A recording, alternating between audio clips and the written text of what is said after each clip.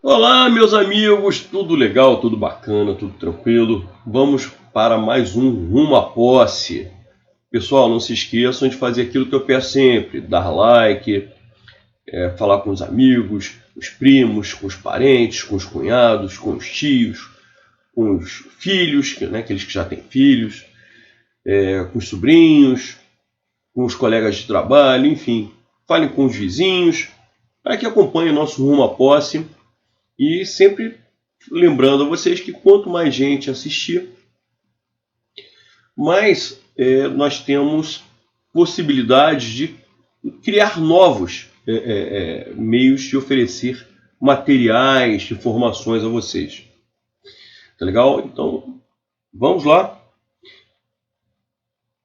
para o nosso Rumo à Posse. Hoje escolhi uma questão legal pra caramba, uma outra questão que está ainda quentinha de 2019 da Fundação Carlos Chagas e uma questão até um pouco polêmica. Por que eu vou falar isso? Vamos lá. O que ele pede nessa questão? O segmento em destaque tem função sintática equivalente ao que se encontra sublinhado em... Bom, o termo que está sublinhado, vamos lá. O termo que está em negrito, certo? Que está em destaque, é esse aqui, qualquer coisa de estranho. Gente, olha só, reparem, nós temos o verbo haver. O verbo haver está no sentido de existir. O verbo haver no sentido de existir é um verbo transitivo direto. Ele é um verbo impessoal, que é curioso, inclusive, que se em vez de o haver fosse o existir, esse termo aqui, qualquer coisa de estranho, tá, passaria a assumir a função de sujeito, desempenharia a função de sujeito.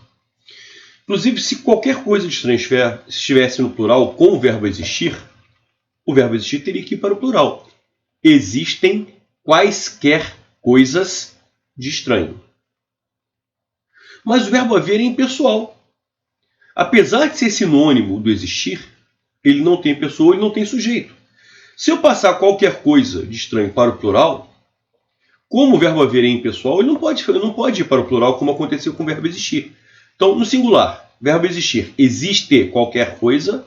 No plural, existem quaisquer coisas. Com o verbo haver, não. O verbo haver é um verbo impessoal. Embora seja sinônimo do existir, tá?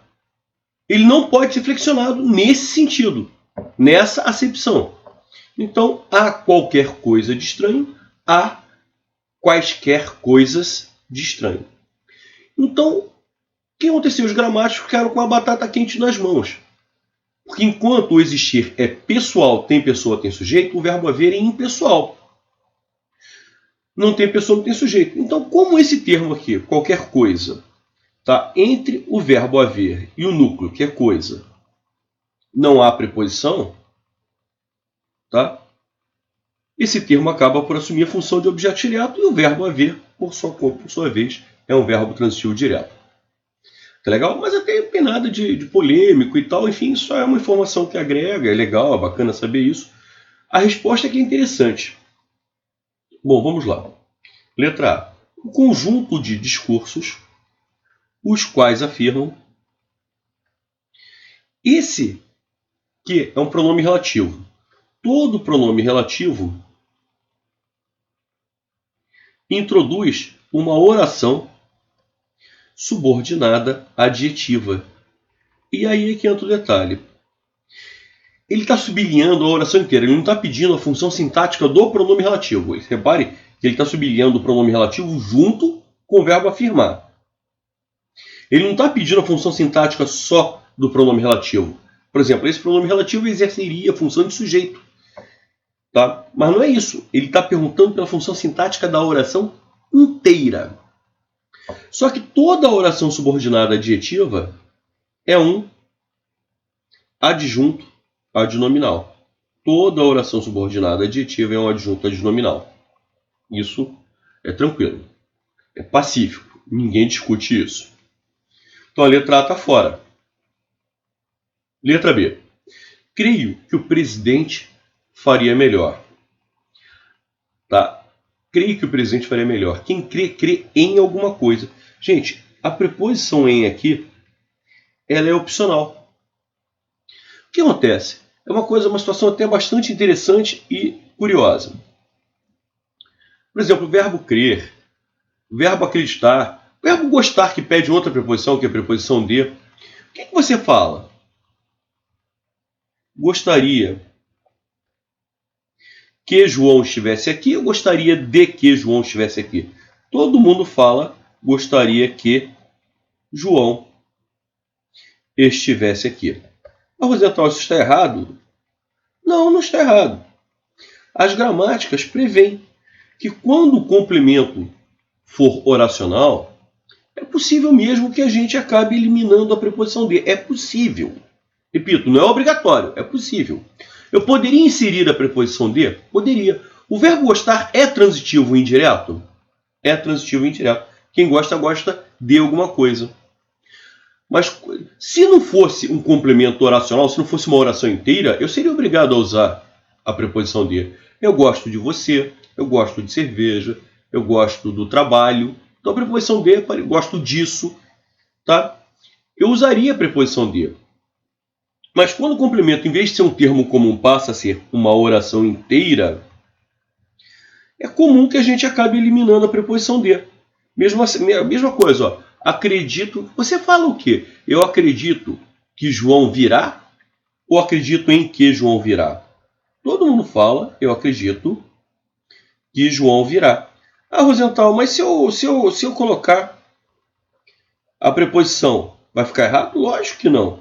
Até porque a regência natural do verbo acreditar é com a preposição em. Eu acredito em vocês, eu acredito na vitória do Flamengo, eu acredito em tudo. Enfim, então a preposição em entraria.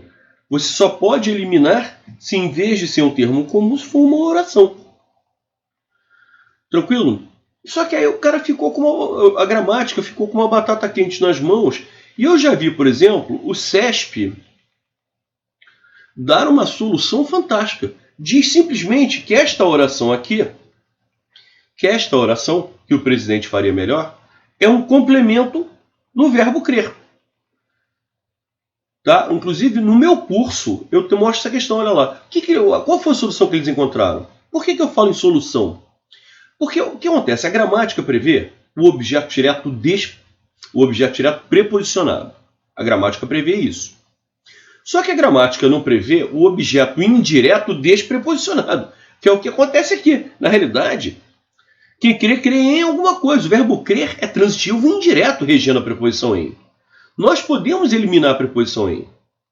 Podemos, a gramática permite, tudo bem. Mas o fato de a gente deixar essa preposição em elíptica, subentendida, faz com que a oração passe a ser objetiva direta, ou seja, que esta oração assuma a função de objeto direto, ou continua sendo um objeto indireto, sendo que a preposição em estaria elíptica, estaria subentendida. Tá? Então gerou essa dúvida. Engraçado que eu não vi até hoje, não me lembro de ter visto nenhum dos grandes gramáticos normativos, nenhum deles definir. Tá, tudo bem, eles aceitam que você retire a preposição, mas eu não vi, sinceramente, nem Celso Cunha, nem Bechara, nem Rocha Lima, nem Antenor Nascente definir. Olha, então, já que nós eliminamos a preposição em, esta oração passa a exercer a função de objeto direto. Não, simplesmente é dito, é informado que você pode eliminar a preposição em. Beleza. Então fica a dúvida. Tá? E foi a solução salomônica que o CESP falou. Olha, se há uma dúvida se é objeto direto ou objeto indireto, se a oração é objetiva direta, porque eu eliminei a preposição, já que não existe mais a preposição, a oração ficou funcionando como objeto direto. Ou se continua sendo objeto indireto, em que a preposição estaria apenas elíptica. O que o CESP fez? Simplesmente diz que é um complemento verbal. Pô, foi perfeito. E aqui? Olha só. Esse termo aqui é objeto direto. Se eu interpretar como objeto direto, creio que o presidente faria melhor, a letra B é a resposta. Se eu interpretar como objeto indireto, tá? A letra B deixa de ser a resposta. E aí? O que eu faria? Eu não marcaria a letra B, não. eu colocaria uma setinha nessa letra B. Faço uma análise das demais alternativas. Legal? Se aparecer um outro objeto direto, beleza. A resposta passa a ser aquela outra alternativa. Se não aparecer, eu marco a letra B. Então eu vou analisar as outras alternativas. Sendo apenas uma, não pode ser nada mais do que uma coisa. Não pode ser nada mais do que uma coisa. Cara, está havendo uma comparação. Sendo apenas uma, não pode ser mais do que. Isso aqui, tá?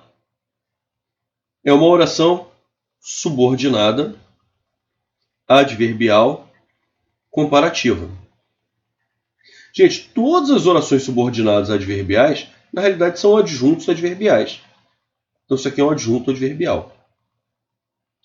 Então, relembrando, as orações adjetivas são adjuntos adnominais e as orações subordinadas adverbiais são adjuntos adverbiais. Maravilha. A retomada do discurso daqueles os quais... Esse aqui é um pronome relativo, introduz a oração adjetiva. Então, esta oração aqui é uma oração subordinada adjetiva. Como eu acabei de falar, toda oração subordinada adjetiva é apenas um adjunto adnominal. Por fim, letra E. Garantias jurídicas fundamentais, as quais permitiam, também é um pronome relativo, também introduz uma oração subordinada adjetiva, logo, esta oração também funciona como adjunto adnominal. Ou seja, a única alternativa que pode apresentar um objeto direto é a letra B de bola. Sendo assim, se a resposta foi a letra B, e realmente foi, tá? Qual é o entendimento, então, da Fundação Carlos Chagas? Que quando você elimina a preposição, no caso de gostaria que João estivesse aqui, acredito que João virá, a oração, já que não está mais com a preposição, a oração passa a assumir a função de objeto direto. Essa é a visão da Fundação Carlos Chagas. Legal, pessoal? Foi bacana? Não se esqueçam, quinta-feira, nossa live. Tá legal? Sempre peço a vocês ajuda para aumentarmos a quantidade de gente. Quanto mais nós aumentarmos, mais coisas eu vou oferecer para vocês. Valeu, galera? Então tá. Um abraço. Até quinta.